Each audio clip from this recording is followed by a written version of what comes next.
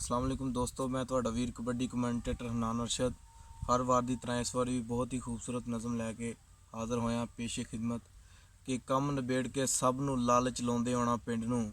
ਗੁਰ ਦੀਆਂ ਗੱਲਾਂ ਵੱਡਿਆਂ ਸਮਝਾਉਂਦੇ ਆਉਣਾ ਪਿੰਡ ਨੂੰ। ਕਿੰਨੀ ਚਾਸੀ ਪਿੰਡ ਤੋਂ ਟੋਪੇ ਲੈ ਕੇ ਨਿੱਕੇ ਹੁੰਦਿਆਂ ਚੀਜੀ ਲੈਣ ਲਈ ਰਾਹ ਵਿੱਚ ਜਸ਼ਨ ਮਨਾਉਂਦੇ ਆਉਣਾ ਪਿੰਡ ਨੂੰ।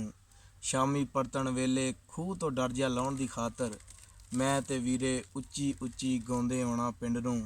ਨਾਲ ਦੇ ਪਿੰਡ ਚੋਂ ਕੋਡੀ ਜਿੱਤ ਕੇ ਬੜਕਾ ਮਾਰਦਿਆਂ ਹੋਇਆਂ ਮੁੰਡਿਆਂ ਖੁੰਡਿਆਂ ਰਲ ਕੇ ਲੁੱਡੀ ਪਾਉਂਦੇ ਆਉਣਾ ਪਿੰਡ ਨੂੰ।